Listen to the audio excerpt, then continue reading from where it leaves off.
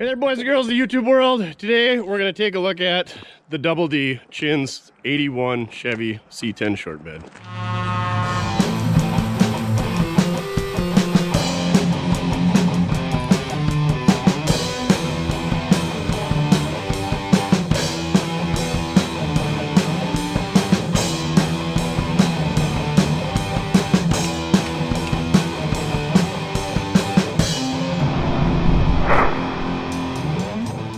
So he claims that it's hydrolocked, so go hit the key. Because we're good at blowing up engines around here. We just got done putting one in that thing. It'll fire right up. And it might be hydrolocked. He claims coolant's been disappearing for quite some time. You know, only like a gallon a week. Look at that, pretty new master cylinder. AC, dual terminal battery, money bags. It's been in here since we swapped the engine in. New radiator.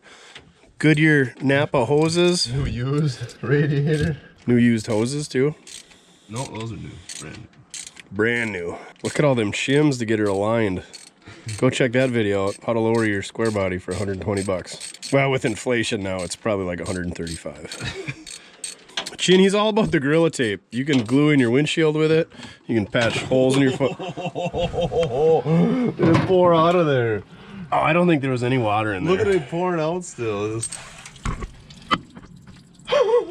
Go crank the key. Let's see what happens. Oh my god.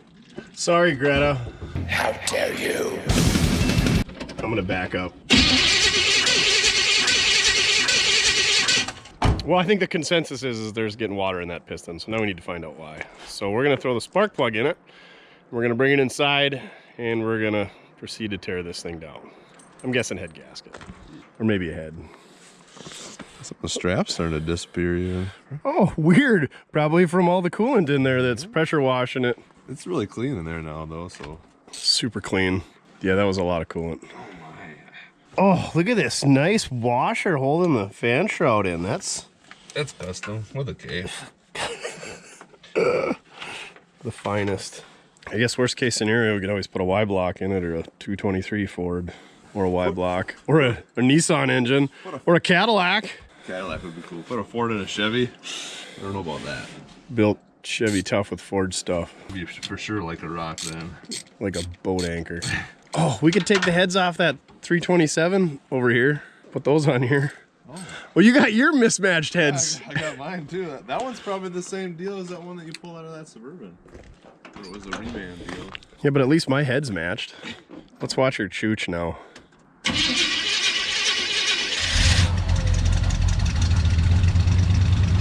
Oh, not even that bad. If only we knew somebody who could tune a quadrijet. And somebody who could shim a starter. Just gotta clear her out a little bit. Look at Duff's like, hey, there's antifreeze under there.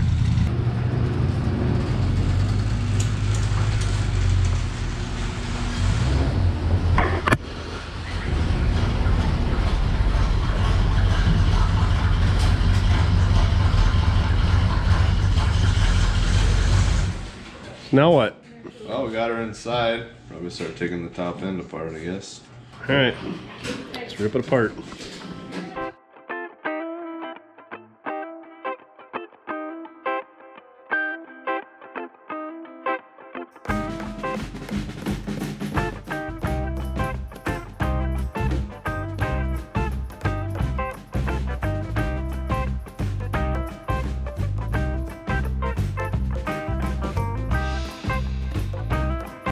Oh, we got a little engine oil milkshake going on in there, so that's always good.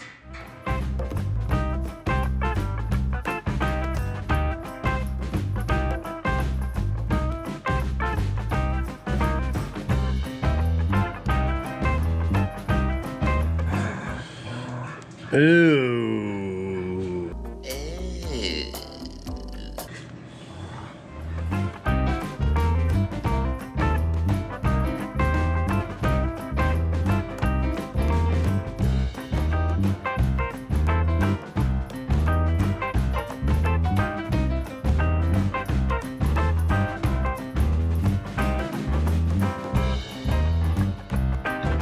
Well, she's pretty clean in here, other than the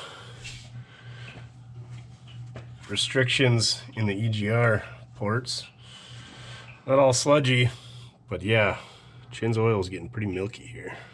Now let's get that head off and see if we can figure out what was causing coolant to get in there. Hopefully it's a head gasket.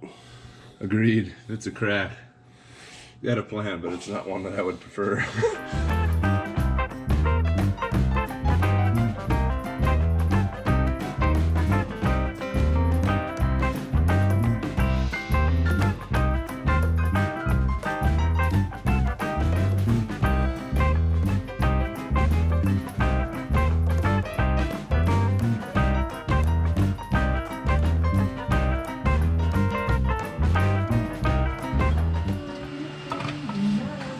Usually these rockers are really good. You don't have to take them all the way off. You just crack them loose and tip them off to the side. Couldn't really tip them off without. Well, I was trying to use that big stop.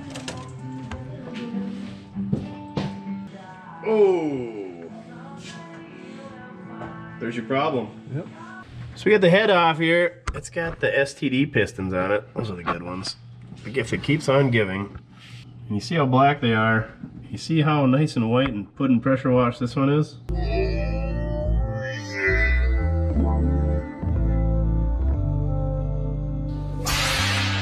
Yeah, she's been dripping coolant in there for a while.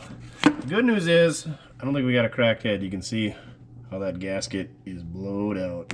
Actually, there's like no ring ridge either. Pretty good. So we're gonna do the cheap fix, and we're just gonna put one head gasket in. Because that's what the consensus is to do, right, Kenny? What are you doing up there? Keeping the thieves out. Don't stand on that top rung. That is not a... Oh, look at that balance. Oh. Got it. Power goes out. All right, we're going to pop that gasket off. And since Farmstead borrowed our super scraper, somebody who purchases one, we do have them in stock for a short time now, is going to get one that's slightly used. Well, you could sign it. Yes, but no extra charge for the chin sweat on it. So that's the top. You can see these are 882 heads, kind of your typical smoggers. And blew out right around that coolant passage. Right, Shasta? Check her out. Get right up in there. You want some coolant? You like antifreeze? No. So that was definitely what the issue is. I guess we'd rather see that than a cracked head. Because we didn't want to go with the full roller, aluminum head, big cam, all that goodness. We talked about the 6-liter swap, but then you got to do overdrive and everything.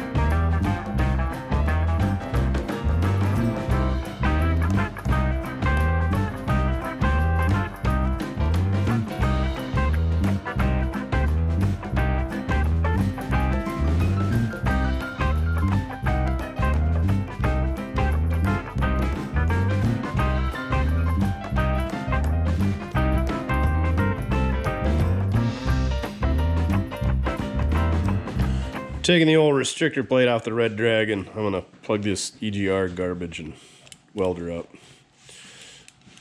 Don't tell Greta. Shasta, are you not impressed? So we took the old EGR plates, capped them off, welded them up. I don't know what material this is made out of, but it did not want to weld real well. But It's extremely porous. yeah, gas was popping everywhere, pinholes. Good enough for who it's for. Way good. Good enough for the girls we go with. It's free. So, found some new gaskets. I think we're ready to slam that back together. Probably clean up some valve covers. What's up, Duff? Did you come to see how the EGR plugin's going? Yep. Got our head bolts all wire wheeled up, pipe dope on them. Got the head? Yeah, we'll spin it around. So Oh, You're gonna reorientate it. There we go. Oh yeah. Hercules, Hercules. Hercules, Hercules, Hercules. I dropped it.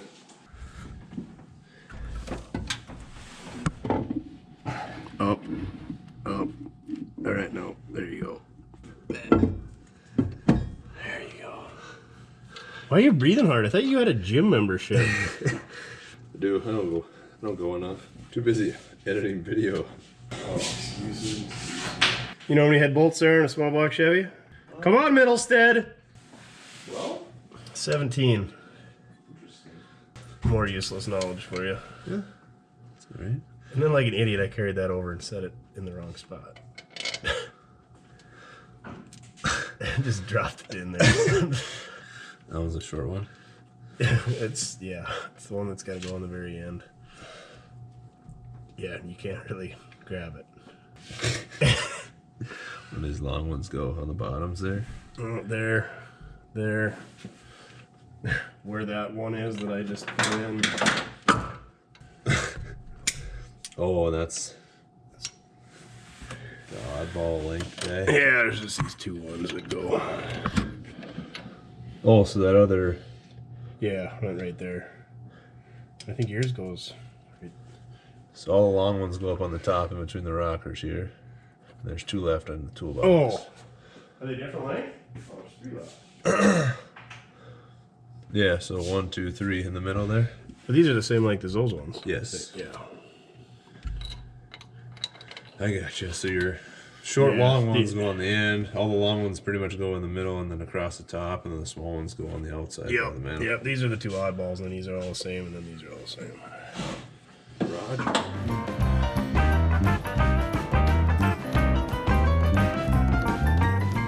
Start from the middle, go out. Ones on the outside really don't make a difference, or how does that work? So here's your middle bolt. Then you want to circle 1, 2, 3, 4, 5, Oh, 6, 7, 8, 9. so 1, 2, 3, 3, 4, 5. Okay. 6, Yep. 7, 8, Yeah. 9, Okay. 10, 11, 12, 13, So this is your oddball number then. I was going to ask what the number. 14, 15, 16, 17. Gotcha. Told you it was 17. Well, I did believe you. I just was saying what made it oddball, and then now I know.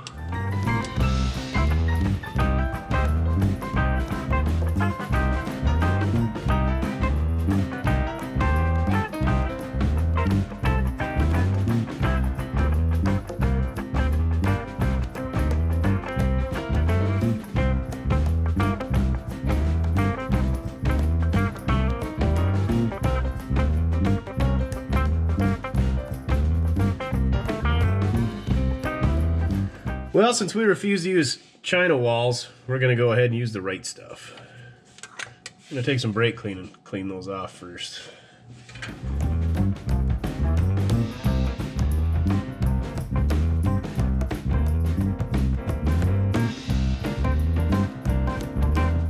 Chin's got the intake tightened down, got the distributor dropped back in close-ish to where it needs to be. Got our oil sender in there. And we put a different stanchion on that because the last person had a mechanical and this electronic sensor, so you don't have to have a plug this way. Now we got to put the manifold on. We got to adjust these rockers. Might show you how to do that. Stick the valve covers on it. Carburetor. Should probably do an oil change, as milky as that stuff was. We'll see if it's in the budget. And then yeah, we're getting there. Then we get to test it out in the snow. Worst case scenario, we had ourselves a spare good wrench crate engine over here that we just took in on trade today from a subscriber. This is Hencho in Mexico. Good wrench, 290 horse. Guess he's got like one race on it or something. But we're just gonna stash that away for now. It's the infamous HO4 option. It's probably the goodest one ever. We're gonna throw these header gaskets away because we ain't running no headers wherever we're going.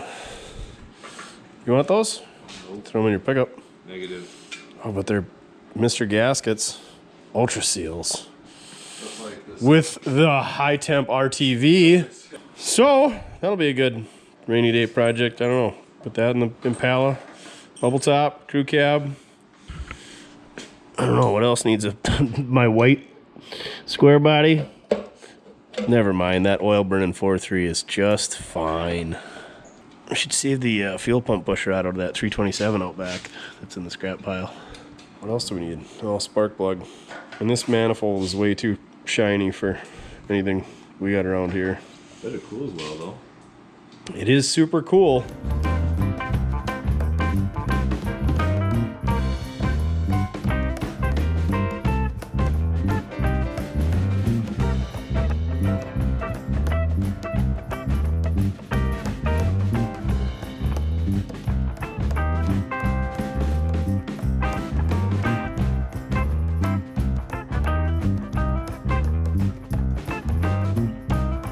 So the way we're gonna adjust these rockers, or the lifters, or the push rods, whatever you wanna call it, we're gonna turn the engine over until one of these is up or down, either intake or exhaust, and then you adjust the other rocker, because both valves are not gonna be open at the same time. And the way I adjust those is you take your 5/8 socket on here, and you turn this push rod by hand, and once you can feel a little bit of resistance, then you turn it a quarter turn. And then you just turn the engine over until one of the other valves is open, and then go all the way through until you've done them all. Easy peasy. You can turn the engine over and, you know, set it at top dead center, or you could set it so intake and 1 is open, and then do exhaust on, what was it, 1, 8, 4, 3 on 3, and vice versa. But it's kind of just a pain, so we're gonna do it this way. Here we go.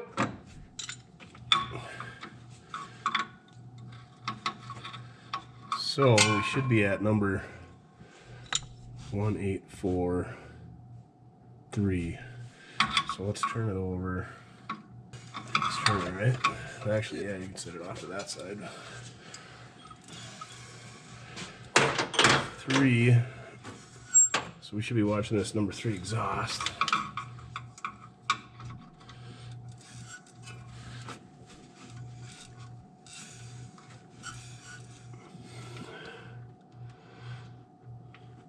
I think that's starting to go. So now we can adjust our intake on number 3. There, we got some resistance. I'll give it a quarter turn. So on 5, you can see that the intake is open, so we'll adjust the exhaust. Got a little bit of resistance, quarter turn. Now it looks like on number 7, we got the intake moving, so we'll adjust the exhaust.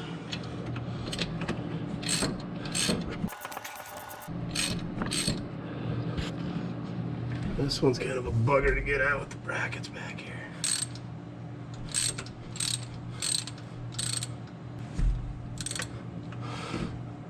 Yeah, we'll do the number 1 intake.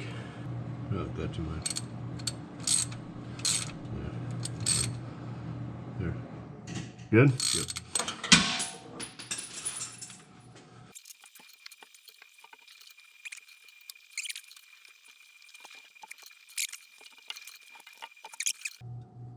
You're looking for closed valves, that's what you're looking Yeah, when they're, yeah, when this valve's open, this one's closed. Okay. So we're checking the closed valve, yep.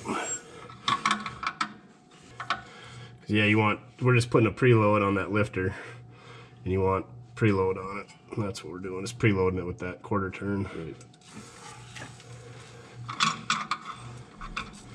I think we went there on this last time. We call it good, because I think we made 1 full revolution, so as long as we were keeping an eye on it, it should be good to go. Well, actually, it would be, no, it'd be 1 revolution of the distributor. We could fire it up and try it. So what do we got left? Valve cover, exhaust, spark plug wires.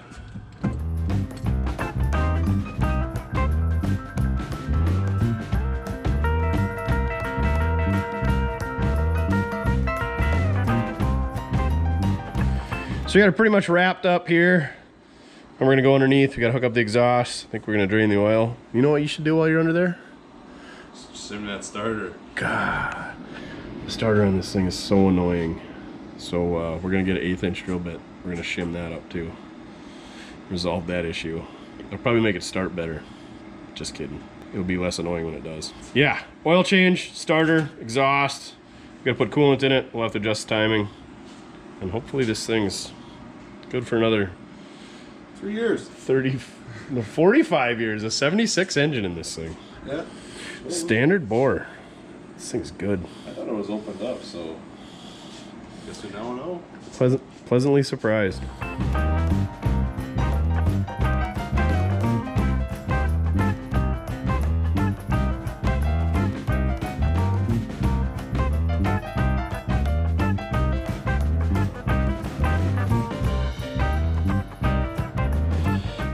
So there's the milkshake that Chin got out of the oil pan. Yeah. No bueno. Don't worry, it's gonna be all better. We got Quaker State. It's the best stuff you can get for free. Hey, you get what you pay for around here. Yes, I know. Gonna glug that in there, and he's gonna wheel over to the other side with his 1/8 inch drill bit. Sneak that in between the flex plate and the starter until we get that shimmed just right. So that starter sounds minty fresh. Can minty fresh make a sound? If minty fresh were a sound, what would it sound like? Minty fresh. Yeah, there you go. Mmm, minty. You suck. You gotta be speedier. You're like farmstead level now. I couldn't. Ooh, that offended him. It did. I'm gonna have another ham and cheese while he does the stuff underneath. I'm got the important job, topping her off with oil. Minty fresh sound. Nothing minty fresh about ham and cheeses. Get back to work, peasant. Yeah. You just can't get good help over here. Trying to dump it in the used oil barrel. Don't worry, Greta, we'll mop that up. How dare you! What is? Look at all the garbage in there. No wonder why nothing went in there. Here, blow in the trash pan. Oh, you just pull it out and drop it back in there. Okay, perfect. It's fine. Oh, it's got like the perfect caramel chocolate swirl color frappa mocha latte chino. Puddin knows all about that. Yeah, I was gonna say, the Puddin family, they love those things. Put a little sprinkle of grass on top. Oh my gosh, were you a bartender? that failed hard, obviously. A poor machine right here. I don't know. If the camera was over here earlier, poor would have been a 4 out of 10. If you pour out of 10. There you go. That's thinking with your dipstick, Jimmy. Gosh dang, we just can't have nice things. Now I gotta clean that mess up. So the chin's underneath. He said this is 1/8 inch. He said it's like another 1/16 on top of that. So apparently that's 3/16 because he's good with the fractions. So we're gonna take that starter off, and by we, I mean he, and then we're gonna remove a little material on it so we get her up tighter so we don't have that terrible whine. You should have showed him how it whined beforehand. Because if you were to put a shim in there, what would it do? It would get further away. See, he's not as dumb as he looks. All right, now back to your regularly scheduled whatever. Well, Chin got the starter off. He's got a tailgate he's got to clean up here. This is where we did a lot of our gasket scraping. Speaking of gaskets, you know what won't be going on there? China walls. China's got a big enough wall, so we're not using them gaskets. Exhaust manifold gaskets, yeah, we don't use those either. Hopefully you don't. Oh, and don't worry, we didn't put the old restrictor plate in there. Keep that on the DL as well. Took the restrictor plate off, give the Red Dragon a little more juice. But let's keep that on the down low. It's not exactly street legal. We hope you're not using exhaust gaskets or China wall gaskets or restrictor plates, because you're a square if you are. It's not hip to be square. Jeepsters are hip. Jeepster? Hipster. Jeepster? Not even close. Yeah, you're right. Oh yeah, that looks real good. So just Really? Here, Take her to the machine shop? yeah, let me grab the mobile machine shop, the Mortske mobile machine shop. So this here's the mounting surface, and we're gonna make that mounting surface lower. The old flap disc. The mill. The flap mill.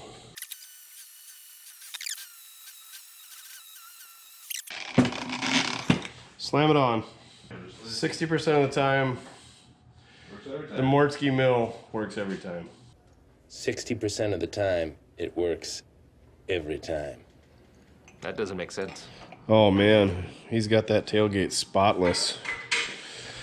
He's trying to make off with my distributor wrench though, aren't you? No. Liar. He said that starter's within 20 thou. He said, frickin' nailed it. I said, of course I did. Well, let's hear it. Is it gonna run?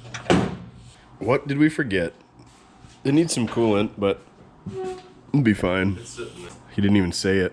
Slingshot. Slingshot engaged. I like the eyebrow flick. Classy. Hold on. Oh. I think she sounds a little bit too advanced. So if it's turning this way, we're gonna tune it that way. Now try.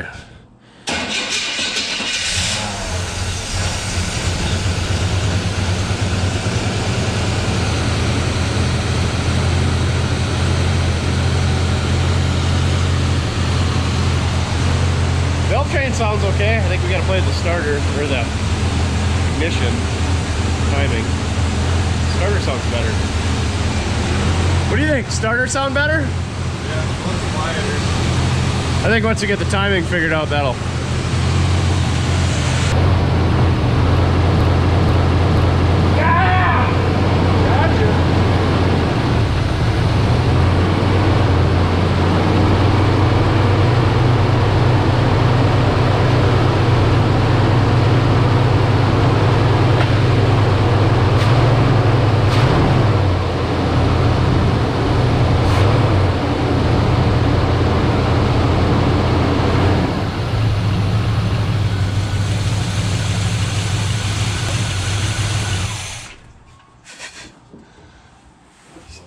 He says we got 0 oil pressure, and it's plugged in.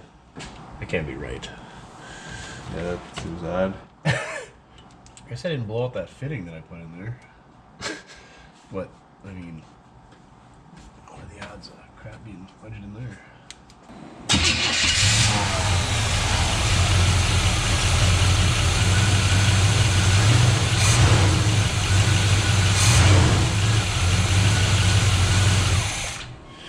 Starter's a little bit noisy, but that might just be because it's inside. It's got to be better. And runs good, no valve train noise. Timing seems pretty close to where it needs to be. Pretty close.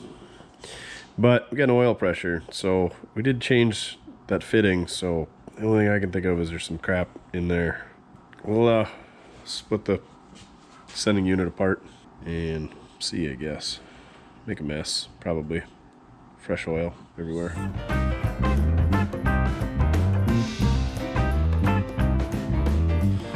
So looks like we found some crud in the base of the sending unit. I don't know what that is. Yeah, looks like Teflon. So I am gonna pull that extension out because it moved. So it's gonna leak. We don't like leaks.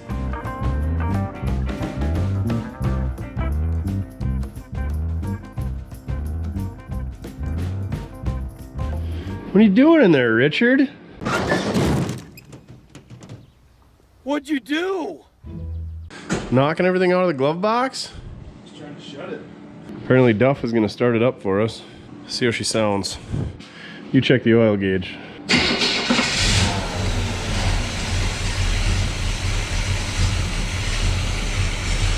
Oil pressure?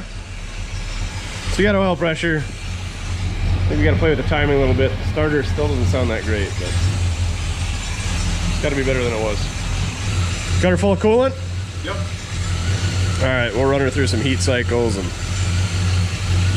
see what we got, I guess. I don't know, you want to put a timing light on it, or?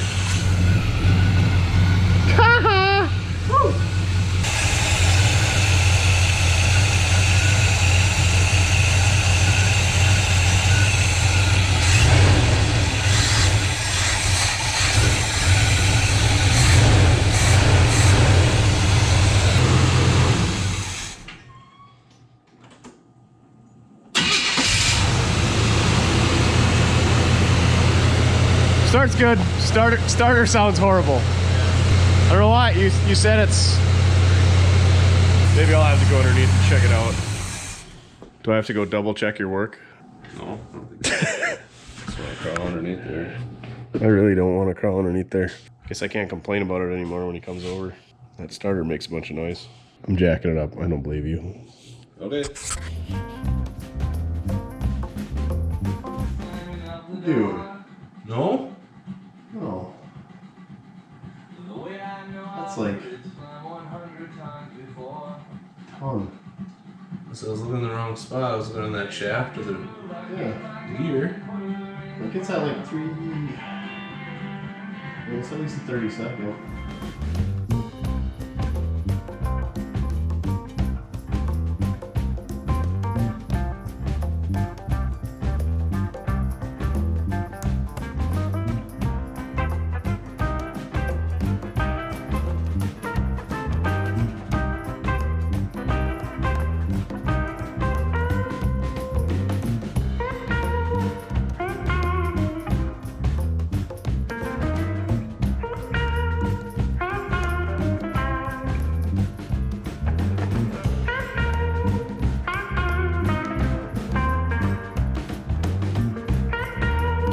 All right, hooking the battery cable up, went underneath, stuck one of these shims in here. This is a 20 thou, this is a 60 thou. So we put the 40 thou, because this one's just right.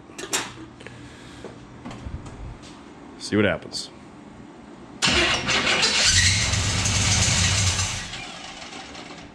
Oh, fail, so much fail. Do we need 60 thou? All right, we're going with 60 thou. Ugh, this wasn't even supposed to be a starter job. Of course, the video that we do turns into a starter job. Yeah, it's always a starter. All right, we got the 60 in. Just the 60, not the 60 and the 40. Let it rip, tater chip. Nothing. Okay, I can fix that. It's a Bluetooth negative cable. Better luck this time.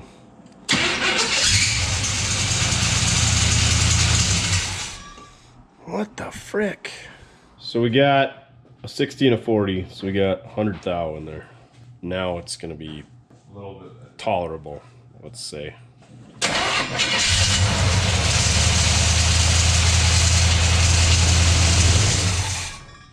A stupid washer. The end is rattling. Awesome sauce. Well, let's just abandon that starter and put this one on. So it doesn't sound bad. We got a rattle, and we think that that washer is touching the flex plate. Well, we grabbed the mystery 327 starter from the 82 Suburban. We're gonna try that one instead. And that one's going out in a snowbank. This one doesn't fit up real well either. It's got a pretty big gap in there, way bigger than 1/8 inch, but we shall see what happens. Let me hook this negative Bluetooth cable up. All right, here we go.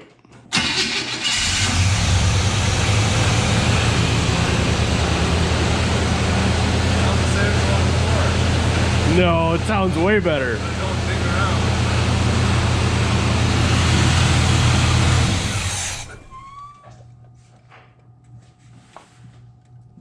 Now try it. Doesn't have that zing to it anymore. Yeah, it does. Son of a biscuit. I'll try it.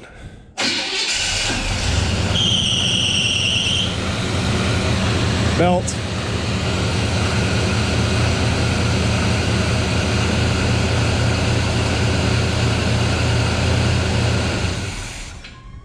Try it again.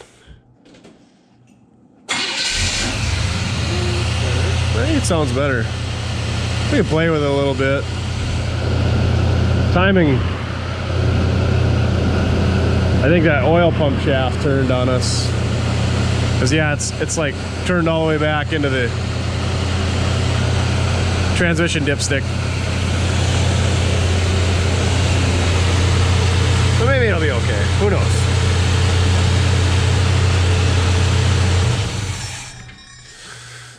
Which belt was? Oh yeah, cheapers, creepers. All right.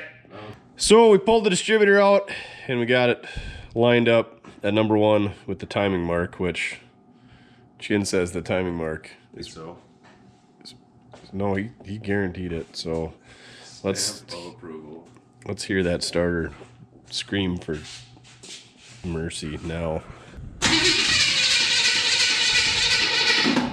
Sure started a lot better before we messed with it.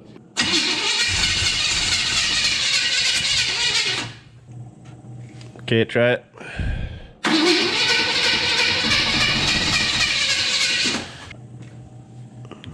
All right.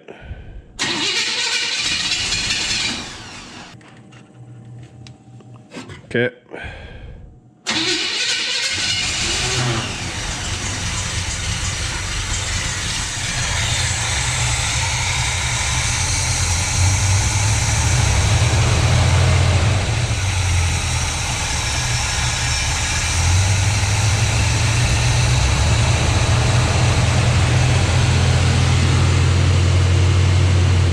Starter doesn't sound any better. Well, I think we're just gonna have to wait till it's daylight and then get it timed and maybe mess with the starter, probably not. Well, she's warming up. It's not chooching out the pipes. Lawnmower man's gonna have a cold ride getting the groceries tomorrow. Right, Duff? Hopefully that was just stuff that was in there. I don't know, you wanna run it outside, let it run for a bit? So I think we'll kick it outside, clean up our mess. Yeah, grab Cyclops and run her out for a bit and then check fluids again. Not get smoked out of here, freeze to death. Just throws everything on the floor. There's a perfectly good Cadillac coat rack right there. There you go, now we're talking. Duffy's going for a ride without you. Wah, wah, wah.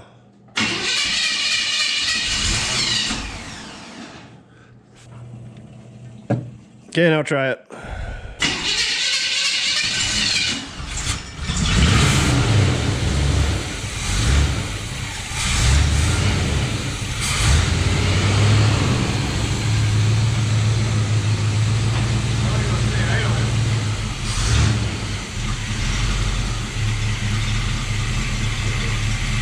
We can always turn it up.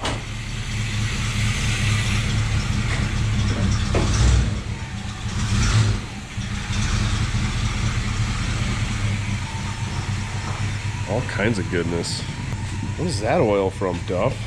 Well, it's been a couple months and we still haven't gave Chin's pickup a test drive. So let's see if it starts. Never mind all the other garbage in here. Ooh, the door didn't freeze down. We got the 92 tucked away. Oh, did I unhook the battery? We're gonna find out. Never mind that hot rod Model A chassis that nobody cares about. Or the 36 Ford pickup. Junk. I didn't unhook it? Oh, I didn't put the air cleaner back on either. Still back there with my spare gloves too. So the last thing we were doing with this is we had Perfection Auto Glass come up here and put new windshields in this. In the 92. You haven't even experienced the new windshield. No, it's even got the antennae in there. He said he couldn't get them. Sweet. Sweet! Oh yeah, so now your radio's gonna work? Yeah. Yeah, okay. The radio, it comes out of my vocals. So we're gonna see if this thing starts. Chin's got faith in it because he's gonna put the air cleaner on right off the bat. What are you looking at? Oh, you're looking at my oil catcher underneath there? I'm assuming that's just... That's for my garbage. God, look at those gold rims though.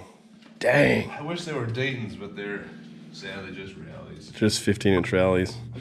Tech tip of the day, don't put off-the-shelf clear coat on your Argent painted wheels because the off-the-shelf clear coat turns gold. Unless you want gold wheels to match your... What color is this? It's burnt orange. You probably know the code, don't you? 95.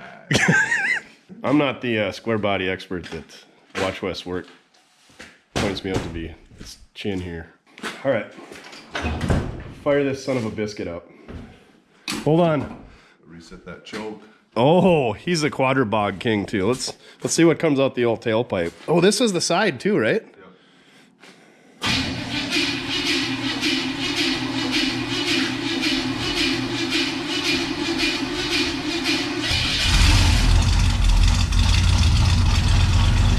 We We played around with that starter a ton that night too, didn't we? Yeah, we put this is the one from the floor from that 327 out of that 82 Suburban. It sounds okay, but it doesn't. Way better than the other one, but it's still not great.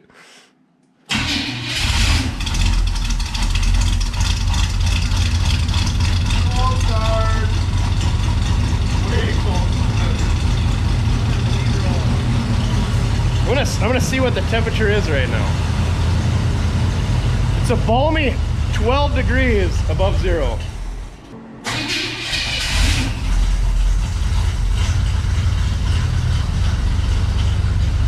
Hey, you ready to go for a ride or what? Guess not. See you later. Well, see you later. Well, while this thing warms up, I think I'm gonna shovel the snow out of my garage.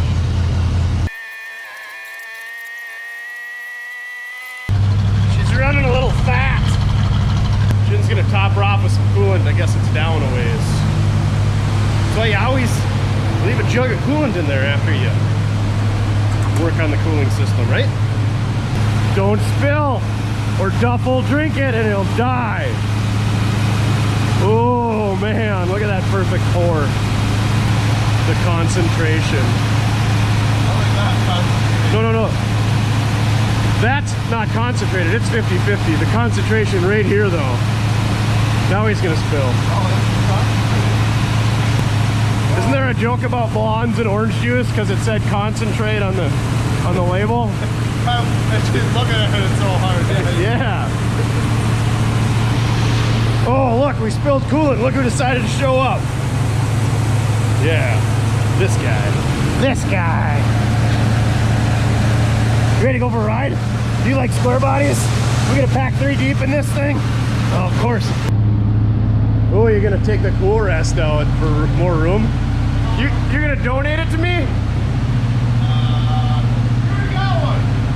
Touche. So she'll come off high idle?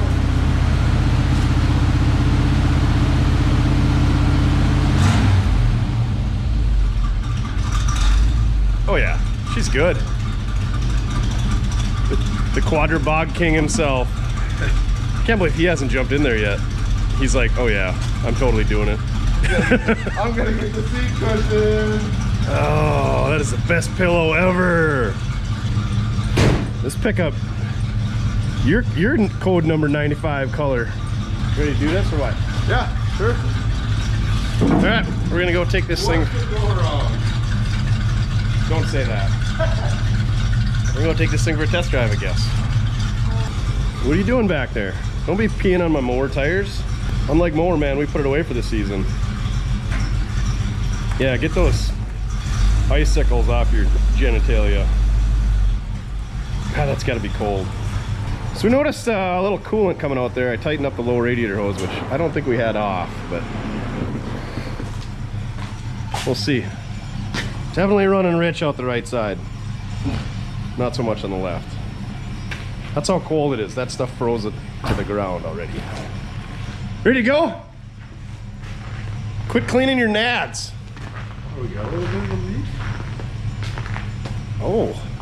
Oh, what's this?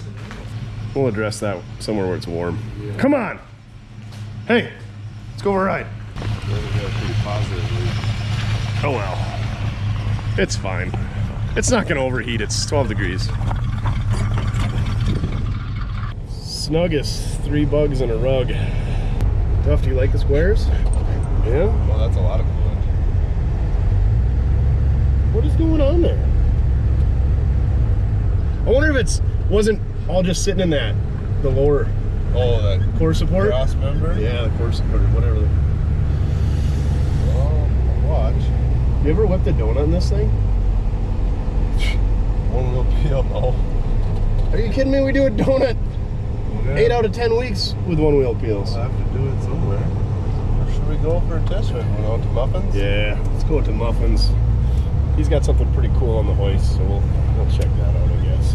This window though, that's it's like it's not even there. So yeah, I drove this thing across town in about this same weather with no windshield in it because Perfection Auto Glass showed up with glass for 88 to 98s instead of square bodies. no, it's a 70, so it would have been the... Oh, 67 to 72 glass. That's what it was. Because he thought square bodies started in 67. So anyway. See, I had to drive this thing across town twice with no windshield in it. Because we'd already taken it out before we determined that they were not going to fit. It's not even close, just so you guys know if you're ever trying to put 67 to 72 glass in a 73 to 87. These Coopers, they really hook up on the ice. Not bad. So much weight in this thing. All the weight. What was... Did we have an oil pressure scenario when we got this thing running? Yeah, because we switched out the adapter and we pulled the sending unit off. It had a little piece of Teflon tape. Oh, that's right. It was blocking the little orifice that would tell us when the brakes were. Brakes were good. Don't check Duff into the dash. See, that's funny what all you forget on each of these projects when you haven't messed with it in 2 months. The only reason Chin knows all this stuff is because he started editing the video already. So it's all fresh in his mind. Look at how good this thing rides with our $102 lowering kit. So good. Doesn't even bottom out. No C10. Yeah. Yes. Are we gonna put one in? I was thinking about not putting one in and then maybe put helper bags in it when I do all the heavy lifting. Ooh. Because this is pretty much the main rig in the summertime. Seems like it runs okay though, huh? Yeah. I mean, I don't even think we gotta mess with the timing, or it's good enough. You can always mess with it later. Yeah. It seems like it runs a little hard on low idle. Like we got a bump. Then again, it's freaking cool Yeah, though. it's really cool. But I mean, it popped off like it normally would when it was cold, so it's a good spot. What do you think, Duff? It's really icy in Muffin's yard. Think we should do a donut? Don't hit the building. Don't hit the nice shop. Oh! She's good. So many donuts. The 308s really get the wheel speed up there. Oh yeah, we're going. Look at Duff's smile. He loves donuts. We're going 85. Is what the speedo said? Well, I mean, it only goes up that high. Bang, right into the shop. Duff, do you like donuts? Oh yeah. That was pretty good. Oh look who's here. It's the boss lady. Should we see what Maya's doing?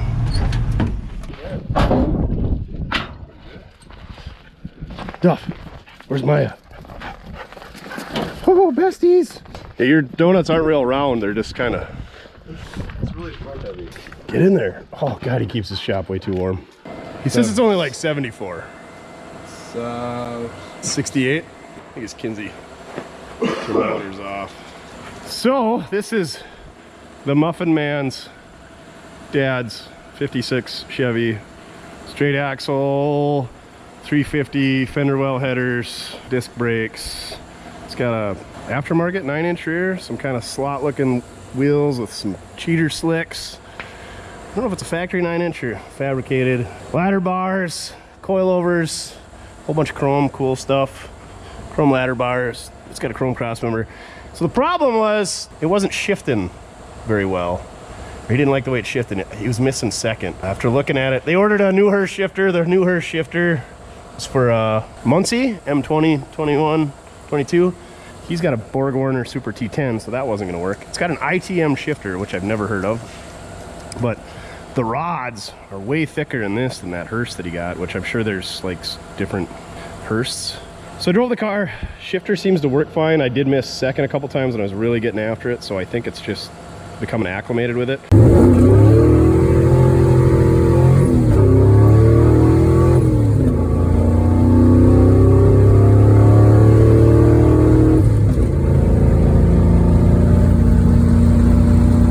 It's got such a long throw and I think he's used to a short throw, so they do have a different shifter order, but I feel like that's not the issue. So now there was a leak. We thought it was a rear main seal. This is a one-piece rear main. Pulled it all apart. Back of the flywheel is super dry, so I don't think it's a rear main. Plus, you never really see a one-piece rear main leaking. So yeah, it's definitely not the rear main seal leaking because the back of the flywheel would be oily. But he said the scatter shield which this isn't a bell housing. It's a bell housing, but it's a scatter shield, kind of. He said it was really oily on the top. So there's definitely oil there. I don't see much oil up there. So I think it's coming out the front of the transmission. It looks like it's kind of coming there and then running down. He said it did leave a pretty good puddle when he brought it in here. This thing's got a fiberglass front end. It's got a really cool tilt front end. It actually slides forward on these rods and then tilts. It's pretty neat. The guy did a really good job that built it. His dad didn't build it, he bought the car. It doesn't have a notch in the harmonic balancer, so I don't think it's a 383 or 400. I think it's just a 350. It's pretty peppy, not too wild. Holly 4-barrel on it. It does have air conditioning, which is kind of crazy for a gasser, but he's got it tucked in there. The car was built in Arizona. Chrome straight axle. I think it's a Vega cross steer. Maybe it's a Saginaw. I think it's a Vega. Mechanical clutch, mini starter, all the good stuff.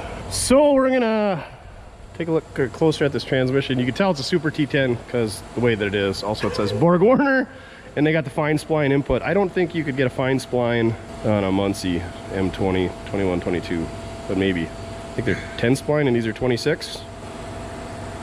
Yeah. What is that, plastic? On the throw bearing, looks like it dug in there a little bit. But I think it's leaking out around this bearing retainer, is I think what's leaking. So I wonder if we took it apart and siliconed it. The oil level should only be up to this fill plug. This is the drain plug. Also, you can tell, I think this was built August 15th, 1980.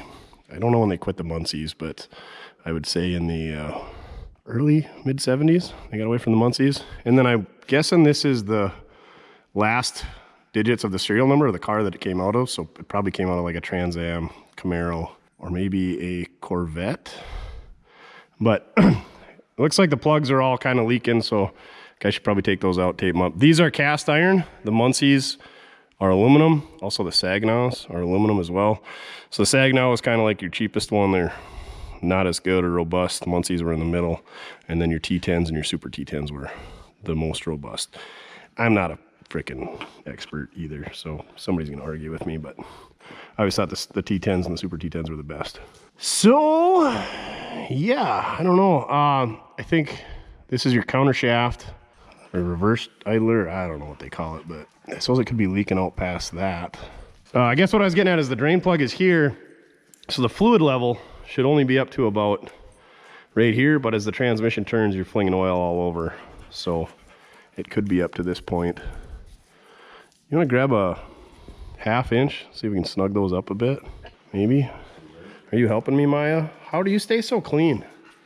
And Duff's just a freaking dirt ball. Probably because Muffin's shop is super clean. I wonder if these are... Ugh. Look at how Craftsman completely ruined the wrench industry. Not only is this end super club-footed, look at the end of these Craftsman wrenches. Craftsman used to make good stuff. I think they're tight. You can't even get the box end onto that. Ugh, Craftsman, you suck. They did snug up a little bit.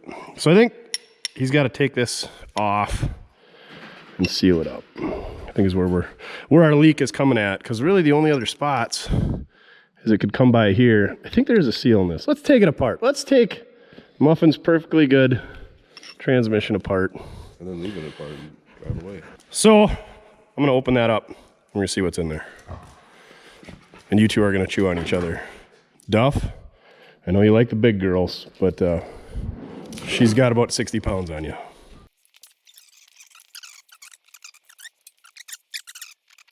So we got this front bearing retainer. I guess that's what I call it. Housing off. Now we tore the gasket a little bit, and you can see it's oily there and it's inside of there. So the way this works is oil gets slung up and around this bearing, then it runs down and into this cavity and in this hole and runs back inside. And you can see that that's the thinnest spot in the gasket. That's kind of where the gasket tore. And you can see it's kind of wet below it. So I think this gasket is what's leaking. There is a seal here on the input shaft, and you can see a little bit of oil in there that maybe got past it. So I think since we got it this far apart, we're gonna have them get one of these seals and put in there.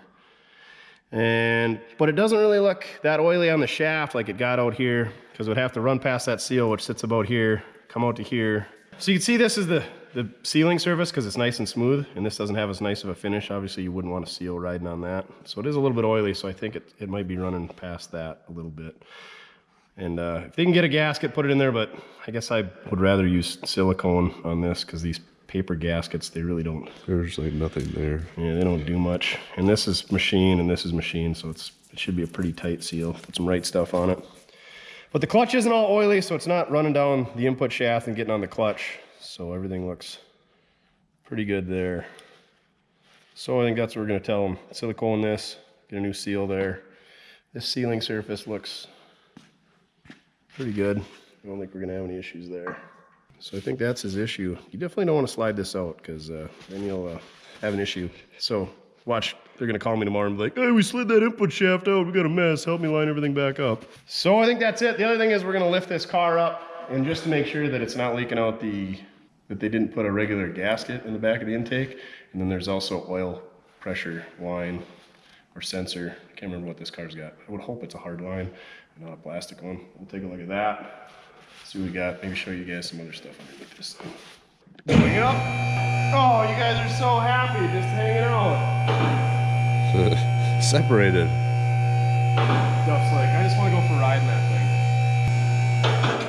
So this car does have a 4-point roll cage in it and a pair of racing buckets. Super nice finished interior. I think it's got chrome window garnishings and stuff like that. 2x3 rectangular tubing, front half of the frame rails. I mean, the fabrication is good on this car. You did a really, really, really nice job.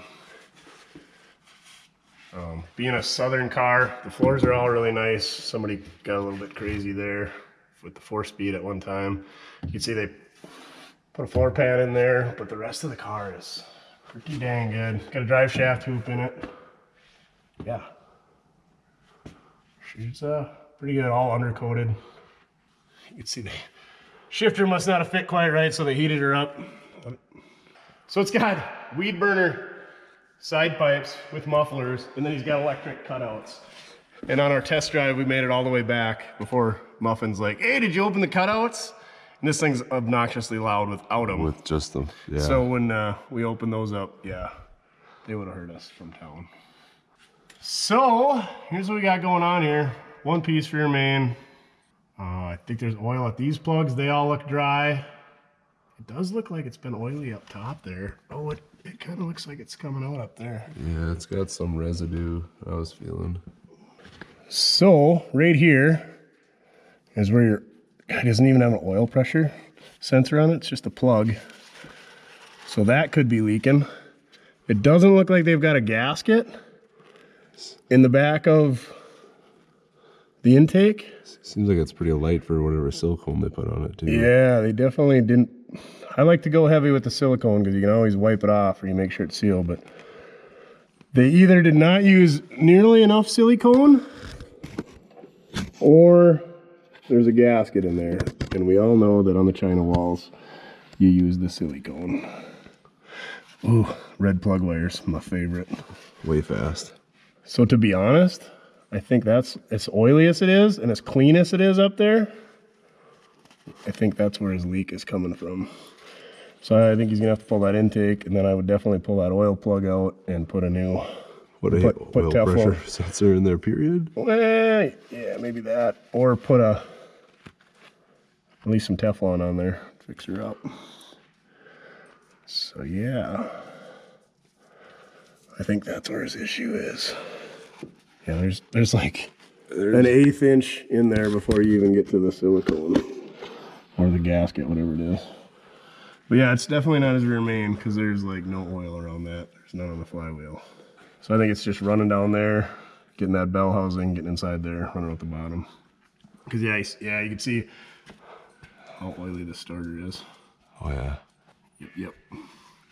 It's not coming down the valve cover gaskets, it doesn't look like. Headers, they don't look like they're leaking yet. But they will. Is this? What is this? Oh, is that oil pressure? So he does have an oil pressure. I was thinking there was a gauge in there. So yeah, he's got his gauge hooked up down here instead of up there. Don't ask me why. And a huge AN braided line. Maybe he's overkill, but It's better than plastic. K&N oil filter though, it's real fast. Race car stuff. So you have it, diagnosing the oil leak on a 56 Chevrolet Gasser that a couple of farm boys are working on. All right, back to test driving square bodies. So we're here. We'll look at Muffin's brother's pickup. I think it's a 59. Should be an 8 with the 7/8 hood. Oh yeah, it's got the washboard hood on it. It's an 8. He's got like a 420 horse small block, 1-piece rear main seal, 700 R4. I think it's Scott's Hot Rods, full airbag suspension, Detroit steel wheels, 49 to 51 shoebox Ford hubcaps. He had some rust repair done by a guy, and they bedlined the floors and stuff. He didn't like the transmission pan that he made, so he's redoing that. Low car shifter. He's got that cool metal flake steering wheel and column, and he had the dash sent off and chromed. Pretty nice pickup. He had it all done and together. He didn't get his C-notch square, and so the box sat crooked. So then he went and got another pickup, cut the frame off, and he's got a fixture over here. He's got one of these nice tables. I don't know what they're called. It's made in America though, clearly.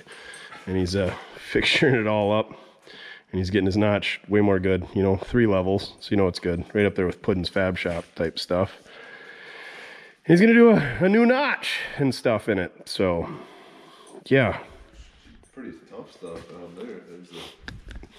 So there's his notches down there. He's got a plasma table right there, kind of like Puddin's got that he never uses. You guys harass me about fabricating. So yeah, go harass Puddin about him not using his table because he doesn't know how to use his computer to run his table. So he makes everything with a grinder.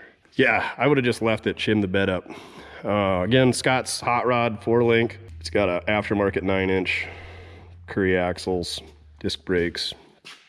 Pretty cool pickup. He's got a Mustang fuel tank in the rear, dual air compressors. Pretty cool pickup. I would have never torn it back apart because I'm lazy, and Muffin's brother's a perfectionist. We just have to call him Muffin's brother because we don't have a good nickname for him, and we can't give out people's real names. And he's just gonna leave her patinaed.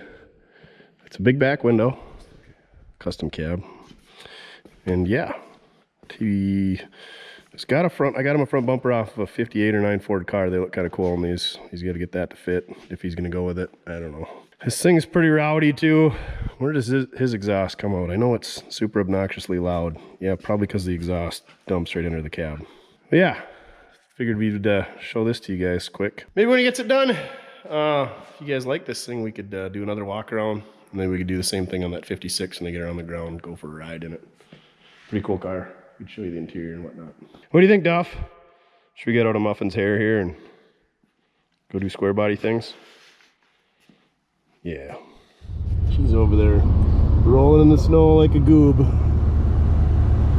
Silly Labrador things. Well, I think it's good enough to go.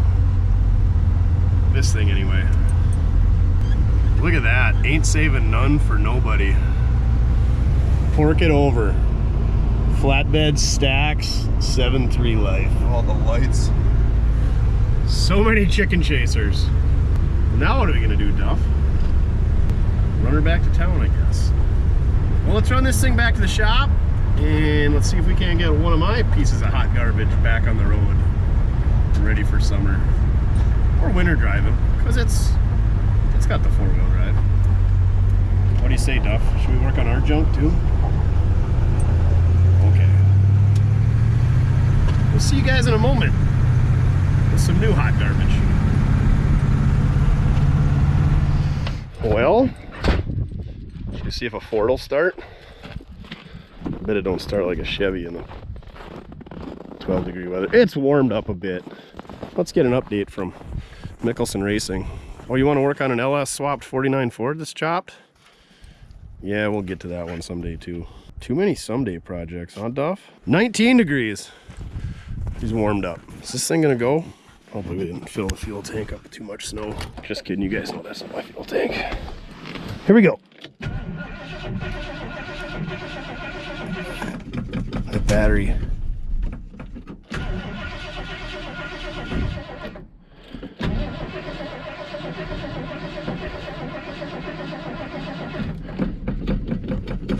Battery's not happy. Why is it doing... Something screwed up in the ignition? It doesn't fire when I'm cranking, but when I let off, it does.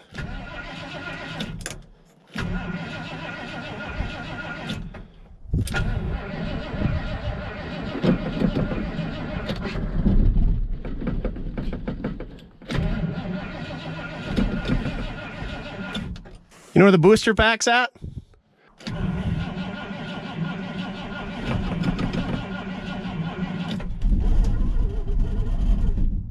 Oh, well, we're gonna have to get Keith Benoit hooked up under the hood here. Something must be not happy with my DuraSpark wiring, because it only gets power when letting off the key. I can't imagine in this mess of wiring anything could be disconnected. All right, booster pack's hooked up. Let's see if she goes.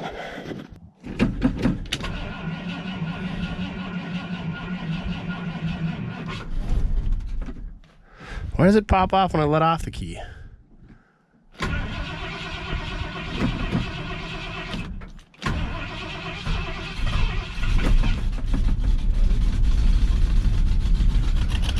Stay running, baby.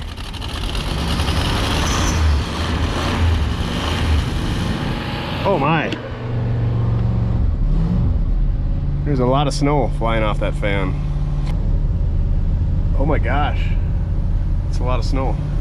I guess I really haven't driven this thing in the cold that much, so I don't know what's going on there. I need to find a connector because I just have a couple of spade connectors on that DuraSpark connector. I need to find a DuraSpark vehicle in the weeds. Wire it up a little bit more gooder. This thing's always been a pretty good starter, but I probably never driven it below freezing weathers. Not much. So yeah, pretty surprised it started. So let's get this thing inside and address a transmission leak that I parked it for last summer. Hopefully it's, yeah, I got a feeling it's the front seal.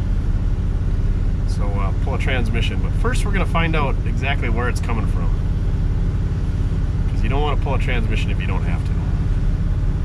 What is that, Duff? Come home from a long weekend, and this is what the Ford does to me. Guess we better check to see what's going on down there. Where's the creeper? Oh, did you already check it out? It's not good? We should go outside, start drinking? Oh no, looks like the front main seal. Fudge. I think that drive shaft's shot. Maybe just a little bit. I don't suppose it all come from that transmission pan. Well, she should be good, warm and up to temp. Pulled the stick, not even on it yet, so. Another gallon. Here we go. Hold your horses, we ain't going for a ride just yet.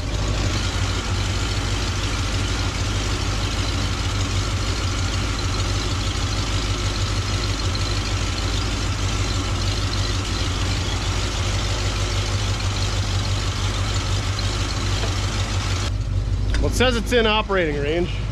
It's not all the way to the top, but it's probably 2/3 of the way up the operating range. We got one tire that's a little bit low. Yeah, we should probably put some air in those before we drive around. I hate to wreck those 31 10 50 Coopers, so I'm gonna do that. And then maybe we'll get some heat by then. And then we'll go for an RIDE. Got the tires all topped off. This guy was no help. And they're all pretty low. I think I used some rusty rims when I mounted those, and I probably should get a new set of rims blasted and painted and then remount them on those. But ready to go for a test RIDE? Oh, you know it.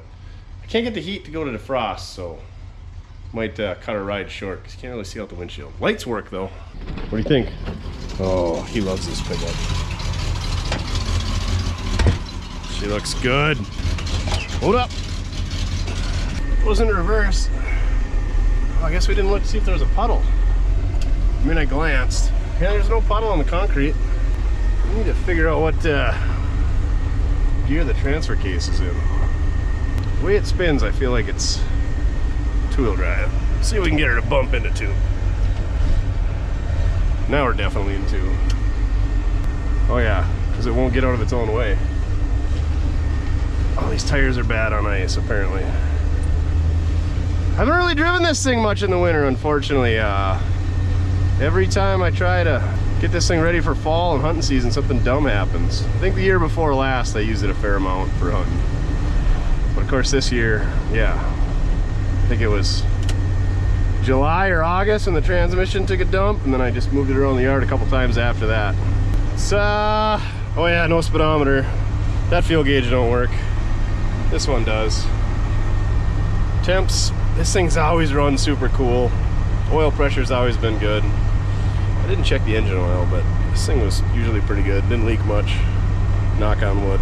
It used to, that's what it was. It used to leak a ton. That's one of the times I had to pull the engine out. Well, we didn't have to pull the engine out, but we had to drop the oil pan to put a rear main seal. That was a real bugger. It was leaking profusely. So we got that fixed. So I run her down the road and we'll take her back, pull her inside, and do a little inspection, see what we got. Well, we're just about home. We put about 8 miles on. No issues. Let's get her inside. Give her the old once over. See what we can see. I don't think these things have an inspection cover on the bottom. Well, not like a Chevy where you can see everything. But we'll see if we can determine where the leak is. Maybe we'll wipe it off and see what it looks like in the morning. Because clearly it's dark out. What's crawling the bone? No, not the kind of bones you like. The creeper of the bone. See if we got any leaks under there. We're taking Cyclops and a rag with us too. Fully prepared. Oh yeah. Well, see how it's nice and shiny here? And then dirty on the side? You can tell that's all fresh oil. The pan has always kind of had a little bit of a leak. I mean, it's always wet around it, but it's been pretty good. There is a little inspection cover on the front that's missing, so I think we'll wipe this all down and check back in the morning. See what we got. If we got to, we can go run it around some more tomorrow. See if we got any leaks. Engine's really dry. One little wet spot right by the drain plug. I'm gonna grab some brake clean. Really clean her up good here.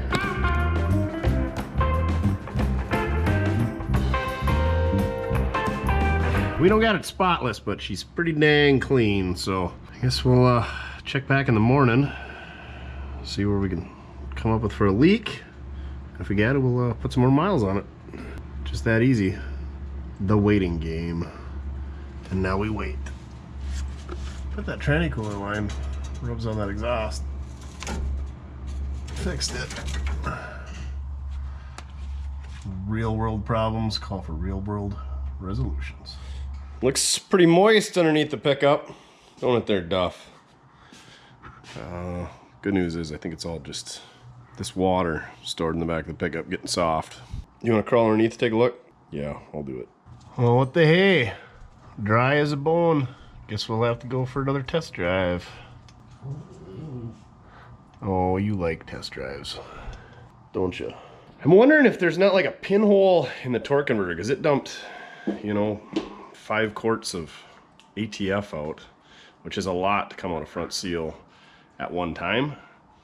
You know, over time it slings it up there, but it's like it dumped the whole torque converter and then some in just one shot. So that's something we could do. Mark the torque converter where it's at now, you know, turn it 30 degrees, leave it sit, turn it again. That's something we could check. Driving it sounds more fun and easier. And you love rides, don't you? Oh, you're just acting. Watch this when I reach for the door handle, though. Oh, you love rides. All right, we'll go for a ride in a bit. Well, it's been sitting in here for a day and a half. It's not looking good. Somebody didn't put the pan underneath there. That guy. And you can see it's got quite the puddle going. Oh, some of it is running from the pan up to the front here. But there's definitely some coming from the main seal area. Well, I don't know about the main seal area, but inside. I don't think we can get a camera in there to see if it's coming from the torque converter to the seal. We definitely got a leak. I could probably just stick a pan gasket on it and see if that helps, because I got one Of course I do, you know. I did snug all these up the other day. I don't know that that helped out much. Obviously, clearly not. So let's put a pan gasket in it, because that's way easier than pulling the transfusion. See, glad I didn't do the rear main seal. That's the thing, is rear main seals are usually just a couple of drips here and there. They don't just dump everything out. So like that pan is pretty much full all the time, so that would make sense. Because if there's oil up to the rear main seal, there's definitely oil way past the pan level. Because the pan level is way below that input shaft. Torque converter seal, front main seal, whatever you're gonna call it. We should put this thing on a hoist, because it's gonna be a mess. We should definitely get some oil too, because we're about out, and we're definitely not gonna catch it all. Because nobody ever puts a drain plug in a transmission pan. Why? Why do they not do that? Cost savings. Freaking accountants, tell you what. All right, I'm gonna wipe this off and I'll check it again tomorrow. See, but I'm fairly certain that it's that pan. Super glad I didn't pull the transmission, put a new seal in the front torque converter. Gosh dang it, whatever. I'm done talking. Wipe up some oil, see what tomorrow brings. Oh, we also noticed something else. We had the hood open. I don't remember what we were doing. Harmonic balancer's got a death wobble to it. Checking the belt tension or something. I don't know why it's open. Let's take a look at that. So yeah, you got your front pulley, bolts of your harmonic balancer. Watch how much this front pulley is just dancing around.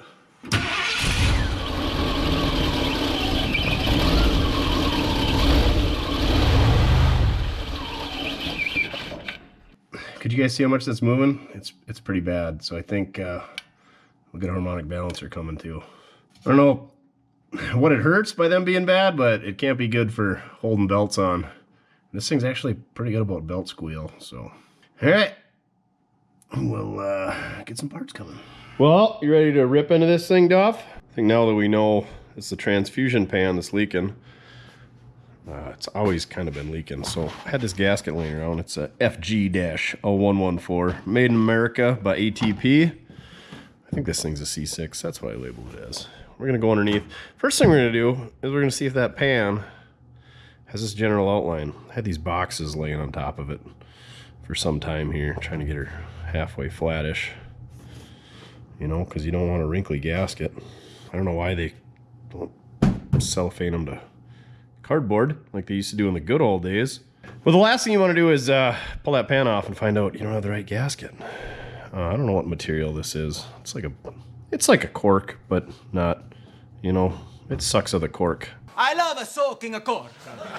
I could soak a cork all night long if they let me. Yeah, some people like rubber, some people like cork. I think I've had pretty good luck with cork stuff, so we're gonna put this in there. And by we, I mean me. First thing I'm gonna do is jack this thing up just a hair, just to give us some room to work under there. It's gonna be pretty easy, except for these back couple of bolts. There's a cross member back there, so we might have to take those out with a wrench, and that won't be fun. And we also got about 2 quarts extra transmission fluid, so we got a clean pan underneath there. We're gonna try to catch as much of it as we can and recycle it, because reduce, reuse, recycle. Right, Greta? Let's get this thing lifted up, rip her apart, see if we can't douche ourselves in Dextron Mercon.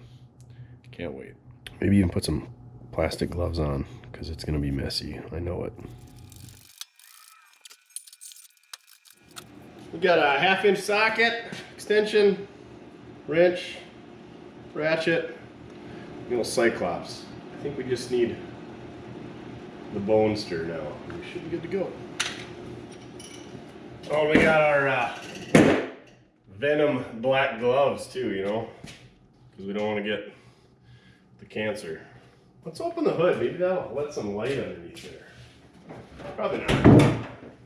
Well, first thing we're gonna do, see if it has that general shape, and it looks like it does. Get that little bump out down there at the bottom. You can see she's still dripping. That's about how much oil it leaked overnight. Not as bad as it was that time before, but I've also snugged these bolts up a couple times. Remind me to straighten out that pan before we put it back on. Okay, here we go. Generally I like to start with the hard ones first, but I think we'll do with these front ones up here. just so we can hopefully drain some of the fluid out. Even though the pickup's tilted back, I don't know, this is not gonna be good. Not gonna be good at all.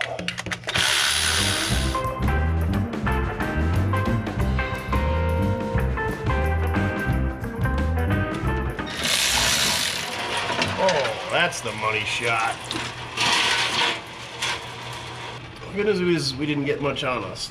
Bad news is we didn't catch all of it.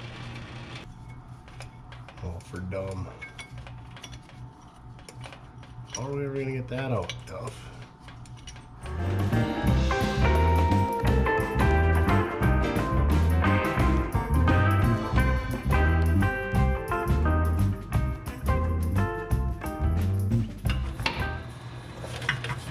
There, I got her. Oh, shnikes.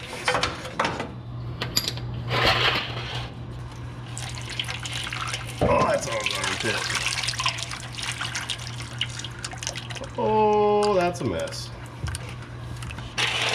That looks like a crime scene. Looks like Charlie Manson was here.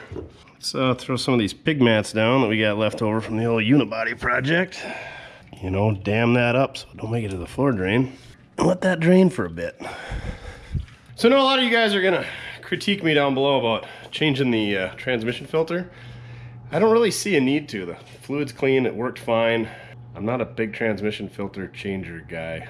There's a salvage yard semi-local to us, and they'll actually void their 90-day or 6-month warranty on their transmissions if you change the oil or change the transmission filter. A lot of people talk about contamination, stuff like that. You take it loose, you jar something. So I don't really ever change them. I know there's a lot of other guys like that, but there's way more people that are like, oh, you got the pan off, change the filter. It's not my thing. It's not Duff's thing either. All right, I'm gonna clean up a mess. See you guys in a minute. Well, looks like she's about done dripping. Yeah, one bolt holding it. And there's a bunch of oil left in the pan yet, so of course we'll spill a bunch more, guaranteed. Very careful. Dump this down into the pan. Oh, we got bonus parts. Wonder where that come from. That's interesting. Looks like a plunger of sorts. Anybody got any ideas where that goes on a C6? So everything looks pretty clean. I feel like this is where the filter should attach, and there is no filter. So maybe we will do a filter on this thing, even though I don't have one. See if we can find one. Let this thing drip dry for a while. We'll get the super scraper out, clean up this gasket mating surface. I think that's part of why they don't seal up, is they got open a gap there, a gap right there, you know, so instead of having that full 3/4 inch wide, you only have like 2 little 1/4 inch strips there. All right, let's go on the interwebs and see if we can find out what that little plunger is and what maybe the filter's in there. I don't know. It says Fomoco on it, so it's original though. It's pretty clean though. Oil looked not that good, so if we gotta look for a filter, maybe we'll see if we can find some oil too. All right, here we go. So after a quick search of the interwebs, this is the plug that's in the dipstick hole when they build the transmission. Then when they build the pickup, they just jam the dipstick tube in there and knock this in the bottom. So I think this is a 79 transmission. So this thing has never had a filter in it. And what is that? I don't know. 50 years? 53? Gosh, no. Potato, 79. 38, carry the 2. 43 years.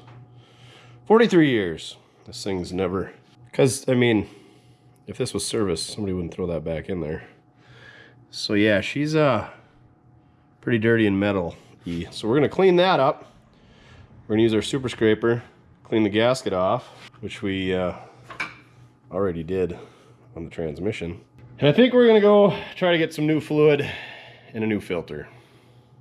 So, yeah, we're going to do it upright. And that is the filter on the bottom of that transmission, that big gaping hole we saw. There's some mesh up in there. That's all the filter is. It's just that huge row of bolts in an odd shape. It doesn't just kind of snap on there like other manufacturers do.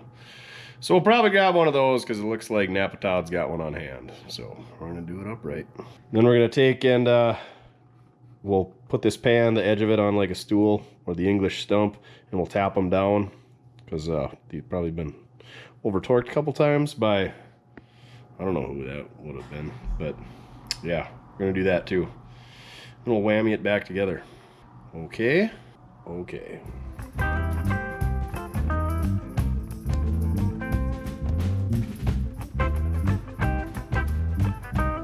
We got our pan all cleaned up. It's like a mirror. Look at that. I want to break it with this pretty face.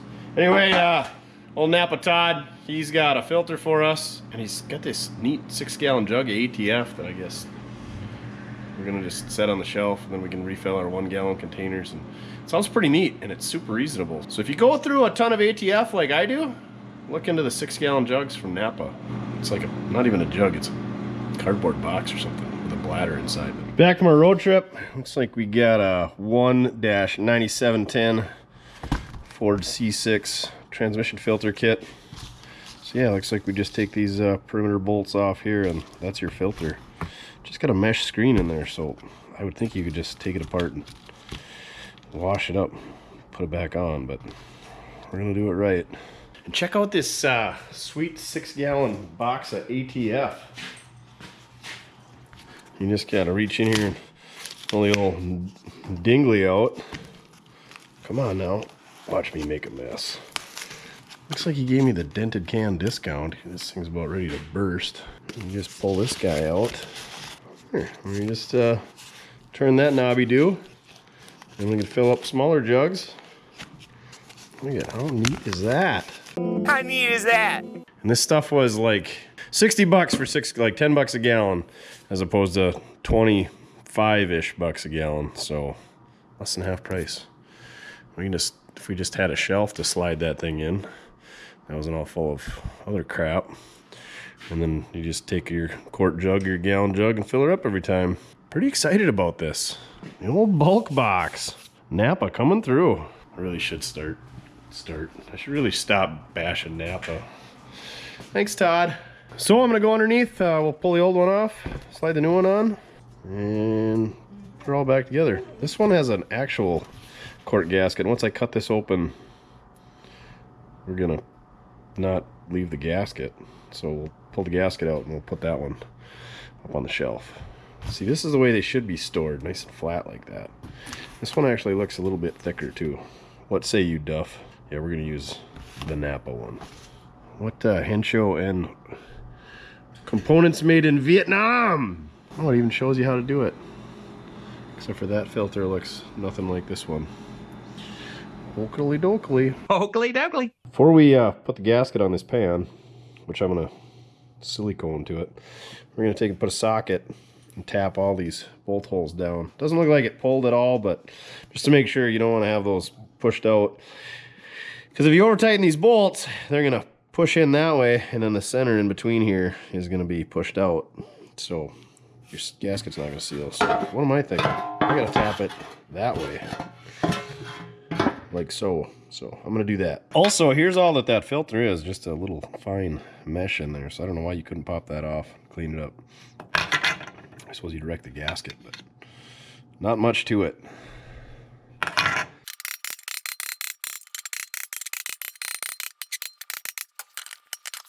Put a couple of dabs of silicone on here just so that it doesn't move around for us. Come on, trying to keep you clean. A dab will do ya, right?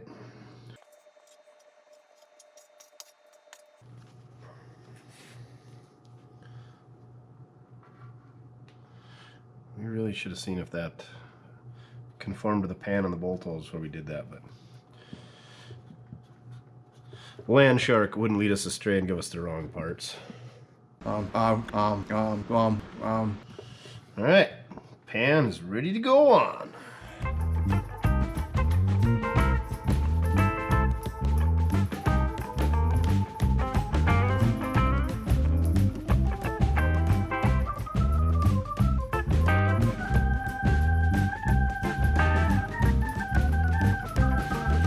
So we have the new filter on, Typical Ford, I think I had to use 2 pieces of hardware that are different size of all the rest of the hardware. Only dropped 1 in the pan though, so just had to get the magnet and fish that one out. I think I'll wipe down the gasket surface. I guess I really don't know why, but I will, and then we'll stick the pan on, and now I'm ready to dump fluid in.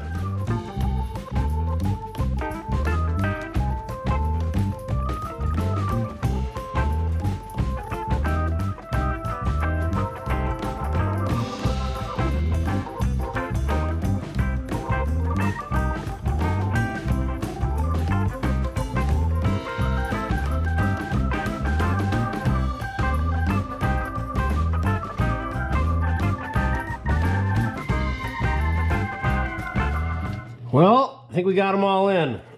What a miserable, oily mess it is back here in this cross member.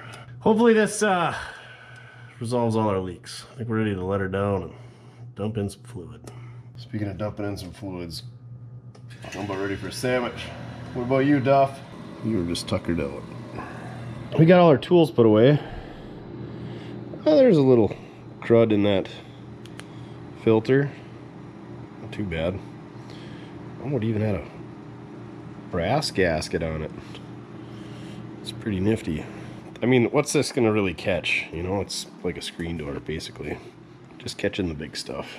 All that fine stuff that was in there was not gonna get caught by this. Oh, that's metal. We're gonna recycle that. All right, I wonder how many quarts this pan is. Looks like it's about 2/3 full, so that would tell us how many quarts we need to dump in to start, but maybe we'll have to look that up. Was it 3-gallon pan? So we dump in 2 gallons? I don't know. Dump in a gallon, go from there. Well, let's see how awesome this thing is. Oh yeah. Look at that nice red stuff. Why did I not know this ever existed? This is a game changer right here. And it doesn't even drip. Napa Todd approved. I got about 3 quarts in already, so we'll dump in another gallon. See where we're at. Maybe not quite a gallon. I was gonna look, see how much that hog pan held. Looks like that hog pan's about 13 quarts, so even if we go half, dump these last 4 in there, make 7, so that should get us pretty close.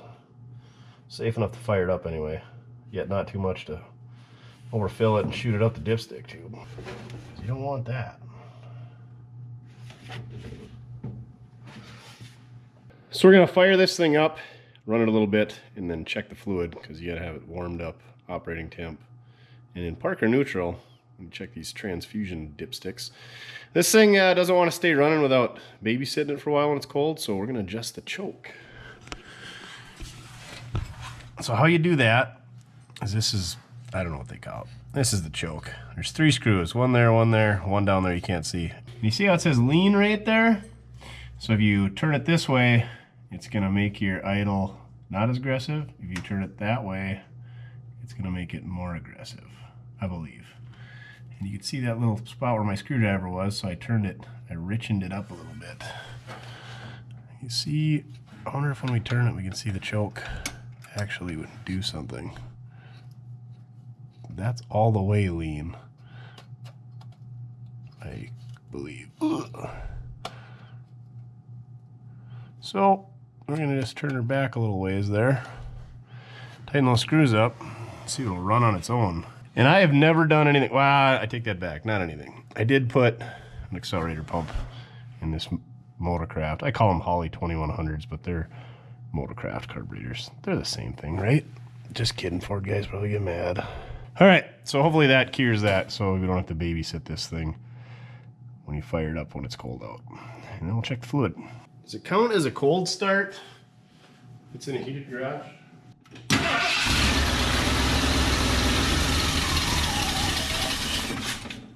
See how it doesn't want to stay running? What's the choke doing?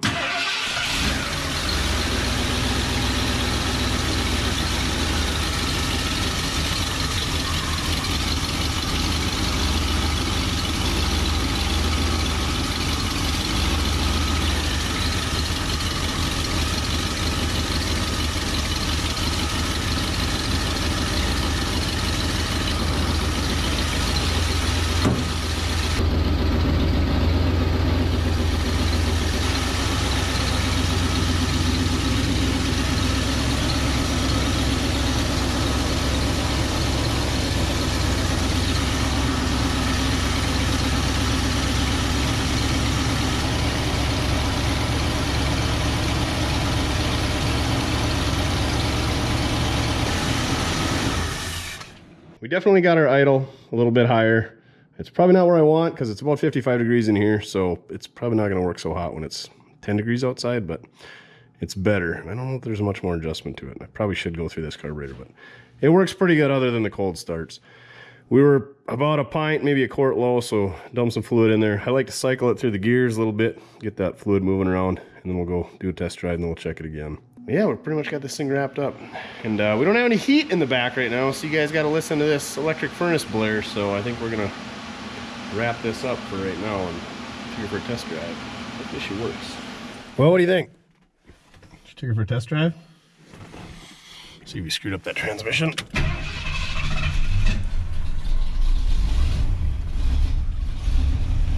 Always runs a little rough right when it fires up.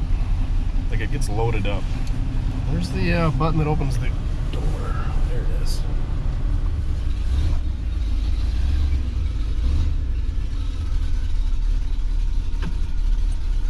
Still idling. Oh, must have been in neutral. Yeah. We want to go backwards, not forwards. She's bright out. Hey, the mirror didn't fall off yet. What do you think, pal? You sick of the ice and the snow? Me too. All the power of that 400. You can't call them a 400M because they don't make a 400M. Ford guys get mad. Just 400s. They're so tentative to the road. I'm gonna adjust that mirror a little bit. See if it snaps off. Oh, good to go. Dang ice. Here we go. First. Second. Squirrel. I think that was third. I don't know. We'll check at the next stop sign. Well, we got called in to do some mobile Mortske stuff. Well, Critter and Muffin, also known as Ace and Gary.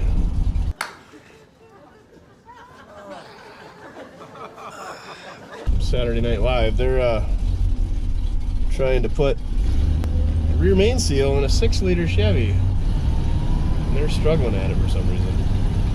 Son of a biscuit, we are out of fuel again. This thing is so bad on petrol, is it not, Duff? We got a quarter tank. We only got a couple miles to go. We should make it. Yeah, that needs to be done. Need to make a bigger custom fuel tank for this thing that fits under the bed so you're not filling up the toolbox full of petrol every time. Right?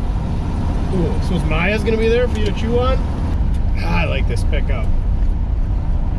Other than the cloth seat, really soaks up the Duff air. Should we park on the concrete? See if it's leaking. Really torque Muffin off. Should we go see what Ace and Gary and Maya are doing? Maya! Well, welcome! Who's Ace and who's Gary? You're definitely Ace. You're Gary. We put her in backwards or what? When I put it in, I pushed it with my fingers and it popped right into the house. Let's put some slobber around it. Ain't gonna hurt. Who's here, the mower man? Oh, he's got real shoes on today. I think those are new pajamas. What do you think, Chin? Oh yeah, those are fresh. Those are fresh pajamas. Hot pajamas.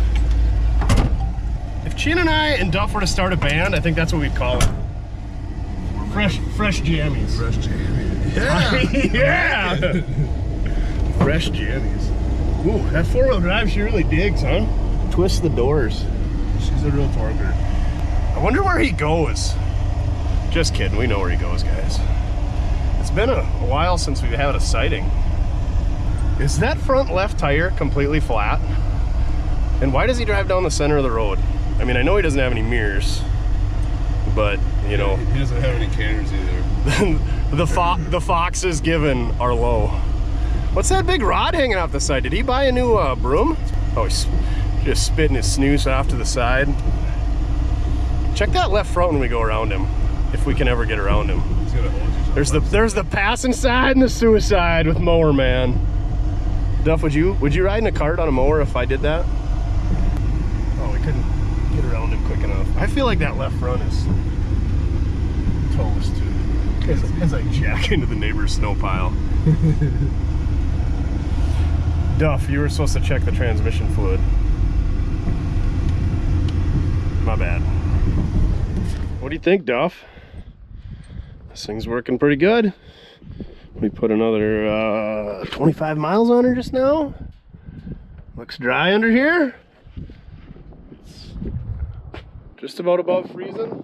We're getting a little bit of snow meltage. So, glad to have this thing back on the road. We got Chin's pickup back on the road. You guys get a 2-for-1 this week. What are we gonna work on next? I guess you guys are just gonna have to wait next week and see.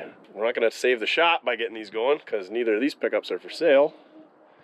I don't know about Chin, but I mean, I'd sell this thing. It's gonna be a lot of money, but we'll put a price down below. And if you think I'm crazy, I am. What are you doing? Trying to find a spot to bury that bone? You're a goofball. You are a goofy pup.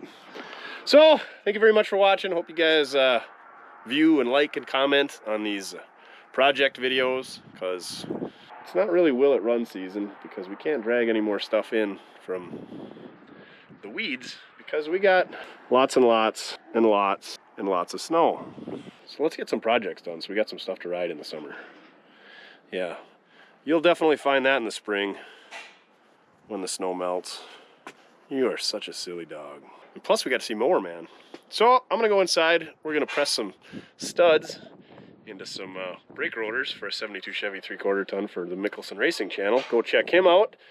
He's got a will it run on that 72 Chevy, and now they're making it drive. You know, it takes him 2 videos. He works a little bit slower than the rest of us. But I appreciate you watching. Go check out our other videos. Like, share, subscribe, all that good stuff. And remember, it doesn't matter how you get it done, as long as you're having fun. Is burying bones in the snow that much fun? Yeah, he says. All right, on to the next one.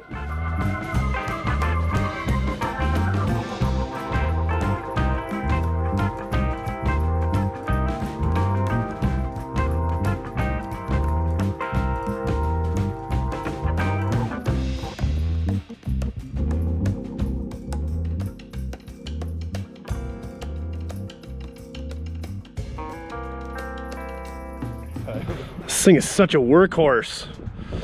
Frickin' Mickelson. Big load. They thought they were one piece. We just pressed the studs out and split them for them. New rotor. Not parts, guys. They thought they were gonna have to order brakes off of like a 77. That's what happens when you're on electrical. It would be funny if they did, I guess. Yeah. Hopefully we just earned a case of beer. Also, this pickup is good. Yeah, if you want to gain friends, get yourself a tire machine, a skid steer, a trailer, and a press. But what about a lift? You don't have one of those. Yeah. A shop big enough to put a lift in. Well, here we are, Bad Chad World Headquarters, full of blue platers everywhere. And employees who drive company cars everywhere because they're too cheap.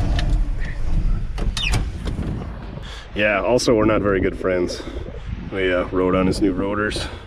Whoopsies. And then you got that guy, Gumby, the tractor snow operator.